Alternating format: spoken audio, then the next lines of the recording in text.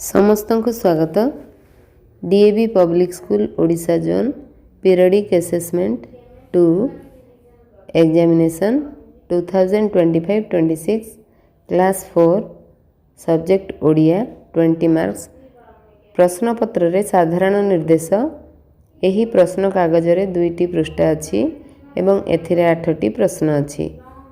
ସମସ୍ତ ପ୍ରଶ୍ନ ବାଧ୍ୟତାମୂଳକ ଅଟେ।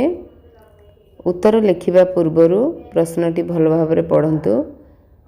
ଦାଖଲ ପୂର୍ବରୁ ମୁଖ୍ୟ ଉତ୍ତର ସିଟ୍ ସହିତ ଅତିରିକ୍ତ ସିଟ୍ ଯଦି ଥାଏ ତେବେ ଷ୍ଟିଚ୍ କରନ୍ତୁ।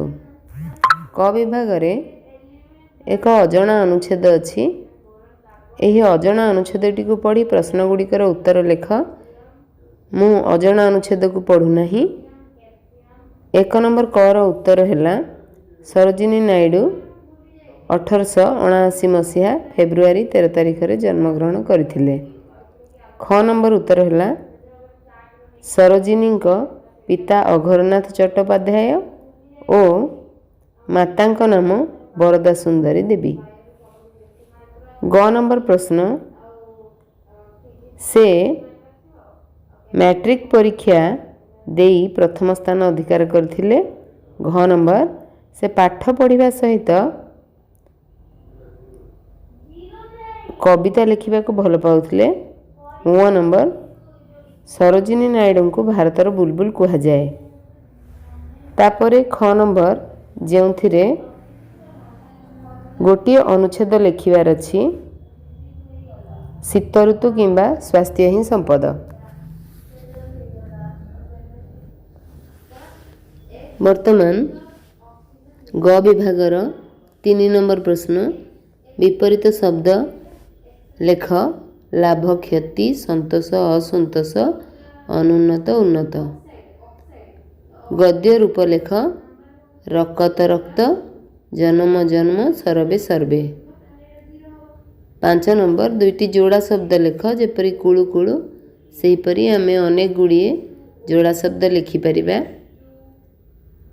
ସୁଲୁ ସୁଲୁ, ଗୁଣୁ ଗୁଣୁ ଇତ୍ୟାଦି। ଘ ବିଭାଗ 6 ନମ୍ବର କ, ଅରୁଣ କିରଣ ପଡ଼ିଲେ କ'ଣ ହୁଏ? ଅରୁଣ କିରଣ ପଡ଼ିଲେ ସାରା ଆକାଶ ଉଜ୍ଜ୍ୱଳ ଦିଶେ। ଖ ନମ୍ବର, ଗଛ କ'ଣ ଦାନ କରେ?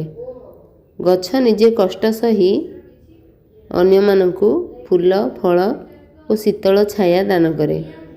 ସୂର୍ଯ୍ୟ କେଉଁଥିରେ ବଶ ହୁଅନ୍ତି ନାହିଁ? ସୂର୍ଯ୍ୟ ଯଶ ଖ୍ୟାତି ଲାଭର ଲୋଭରେ ବଶ ହୁଅନ୍ତି ନାହିଁ। 7 ନମ୍ବର କ, ସାରଙ୍ଗଧର କେବେ କେଉଁଠାରେ ଜନ୍ମଗ୍ରହଣ କରିଥିଲେ?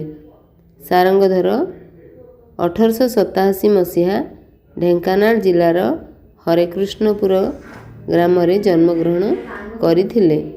ସାରଙ୍ଗଧର ଖ ନମ୍ବର, ସାରଙ୍ଗଧର କାହାକୁ ବିବାହ କରିଥିଲେ? ସାରଙ୍ଗଧର ଆମେରିକୀୟ ଯୁବତୀ ଫ୍ରେଡାଙ୍କୁ ବିବାହ କରିଥିଲେ। ଗ ନମ୍ବର, ସୂର୍ଯ୍ୟ କେଉଁଥିରେ ଆତ୍ମସନ୍ତୋଷ ଲାଭ କରନ୍ତି? ସୂର୍ଯ୍ୟ ନିଜର କିରଣ ବିତରଣ କରି ଆତ୍ମସନ୍ତୋଷ ଲାଭ କରନ୍ତି। 8 ନମ୍ବର କ, ରାଜା କାହିଁକି ମନେ ମନେ ଗର୍ବ କରୁଥିଲେ? ରାଜା ବୟସରେ ଯୁବା ଏବଂ ବିଦ୍ୟା ବୁଦ୍ଧି ଧନ ଦ୍ୱାରା ଅପେକ୍ଷାକୃତ ଅନ୍ୟ ରାଜାଙ୍କଠାରୁ ଅଧିକା ଥିବାରୁ ସେ ମନେ ମନେ ଗର୍ବ ଅନୁଭବ କରୁଥିଲେ।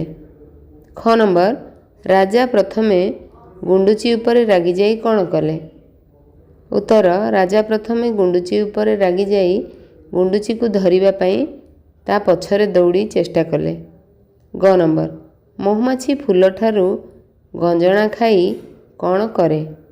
ଉତ୍ତର, ମହୁମାଛି ଫୁଲଠାରୁ ଗଞ୍ଜଣା ଖାଇ ବିଶ୍ୱର ହିତ ପାଇଁ ମଧୁ ସଞ୍ଚୟ କରିଥାଏ। ଏଠାରେ 3ଟି ପ୍ରଶ୍ନ ମଧ୍ୟରୁ ଯେକୌଣସି 2ଟି ପ୍ରଶ୍ନର ଉତ୍ତର ଆମେ ଲେଖିପାରିବା। ଗ ବିଭାଗରେ ମଧ୍ୟ 2ଟି ପ୍ରଶ୍ନର ଉତ୍ତର ଲେଖିବା। ପାର୍ଶ୍ୱରେ ଆମର ମାର୍କିଂ ସ୍କିମ୍ ଦିଆଯାଇଛି ଏବଂ ତାକୁ ଦେଖି ମଧ୍ୟ ଆମେ ପ୍ରଶ୍ନର ଉତ୍ତର କରିପାରିବା। ଧନ୍ୟବାଦ।